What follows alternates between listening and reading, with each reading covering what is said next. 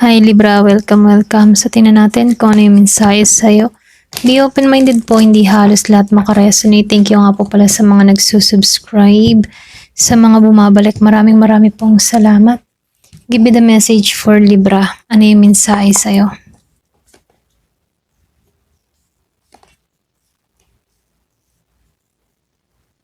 Nakikitaan ko dito yung iba sa inyo. Ikaw yung tipo ng tao na pala kaibigan, madali kang makakuha ng kaibigan or pwede rin sabihin lapitin ka ng mga kaibigan. Meron akong nakikitang kagalakan, kasiyahan. Yung iba naman sa inyo, nakikitaan ko dito yung pag-iingat, hindi ka nagiging padalos-dalos sa mga hakbang or sitwasyon na ginagawa mo, no? Andun yung pag-iingat mo. Ikaw yung tipo ng tao na ayaw mo na nakakasakit sa iyong kapwa. So, lumalabas naman dito pagdating sa pera, kaperahan, Naiitaan ko dito yung balanse. Meron kang mga ambisyon na matutupad dito. So, lumalabas din dito, meron akong nakikitang paglaya sa mga alalahanin, sa mga sitwasyon. Yung iba sa inyo, tinuturuan ka dito or pwede rin meron kang natutunan na hindi kailangan dibdibin ng lahat, okay? Yung iba sa inyo merong pagbabago na nangyayari. Meron kang gustong mangyari, meron kang gustong baguhin. Pwede meron kang mga gustong tanggalan na pag-uugali. Yung iba sa inyo, meron kang gustong ma-develop para sa sarili mo. So, dito nung handa ka na sa bagong adventure, handa ka na sa bagong simula, meron nung nakikita ditong paglalakbay dun sa iba. Okay? Meron ditong new. Pwedeng new places, new person, or pwedeng new opportunity and new adventure. So, bago lahat, kumbaga handa ka sa pagbabago. Handa ka na tumahak ng panibagong landas. Okay?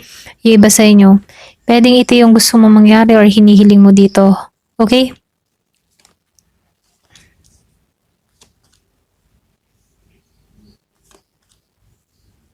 So, may time din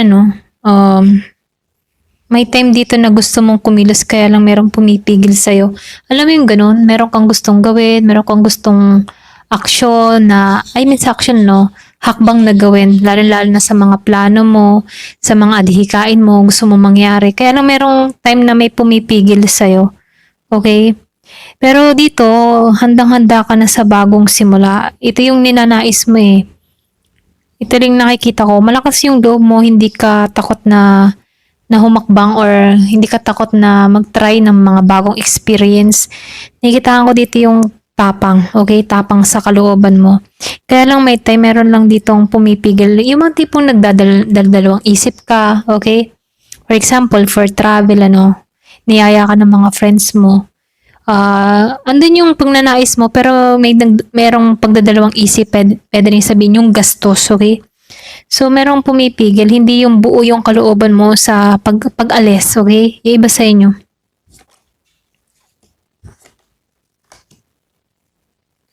So, meron nung nakikitang pag-ibig dun sa iba sa inyo, Or pwede rin nakakaranas ka ngayon ng love, okay? So, nakikita ko dito, meron ditong totoong nagmamahalan, equal and balanced na relasyon, kahit pagluyuin, hinahanap pa rin yung presensya, ganon. Kung meron kang kadiling na Gemini.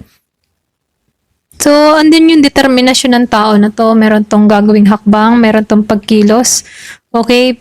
So, yung iba sa inyo, pwedeng andito kayo sa LDR situation or separation period, pero andun pa rin yung pagnanais ng tao na to. Kumbaga, para kayong nakagapos sa isa't isa. Alam mo yun, kahit bumitaw ka, pilit ka pa rin tinatahak sa tao na to. Okay?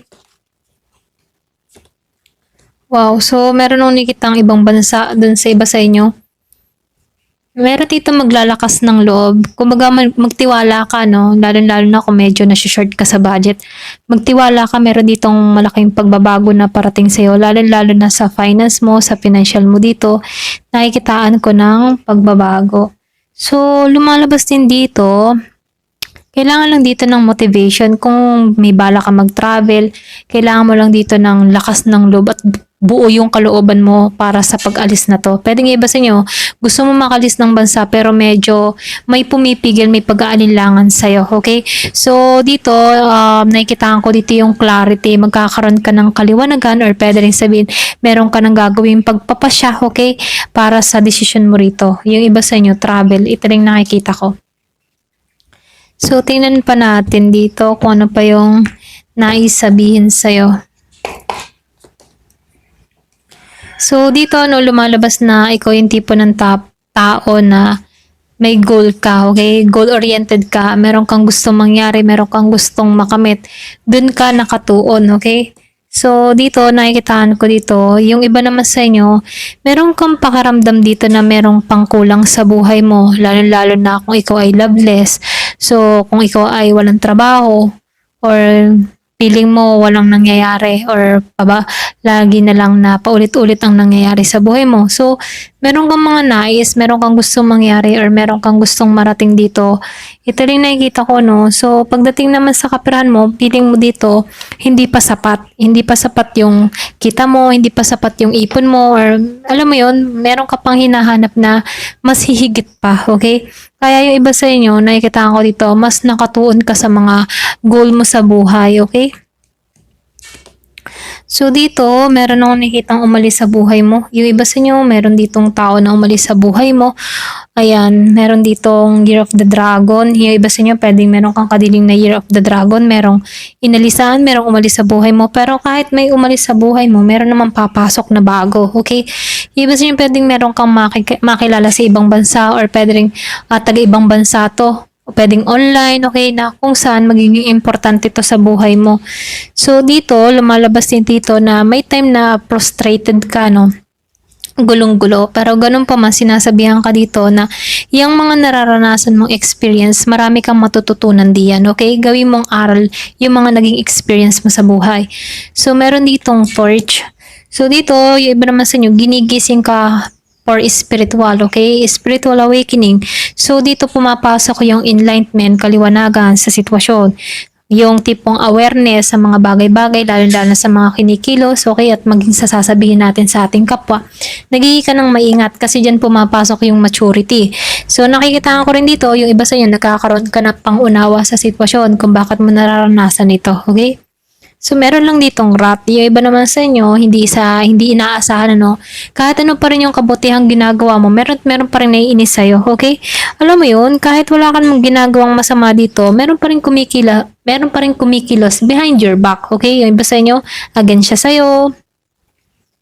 So, dito, nakikita ko dito, kahit may mga problema kang dumarating, okay, kailangan mo magtiyaga. Ito lang yung mensahe, no? Kasi kapag ikaw ay nagtsatsaga, malalampasan mo yan eh. Kaysa sa mga taong sumusuko, ano? Dito, binibigyan ka ng tapang lakas ng loob na lahat ng mga problemang kinakaharap mo ay matatapos din, okay? So, meron ditong family wish come true. Ayan. So, yung hiling mo, hindi lang naman ikaw yung nahiling dito, pati pamilya mo ay matutupad, okay? Kung naman yung kahilingan ng inyong buong pamilya ay masasakatuparan. So, dito, triumph, no? Eagle. Nakikitaan ko dito, triumph over trouble. Ibig sabihin, ikaw ay magtatagumpay kahit may mga pagsubok ang kinaharap, kahit may mga problemang dumarating, or kahit may mga humahadlang sa buhay mo, pagtatagumpay pa rin ang iyong makakamtan.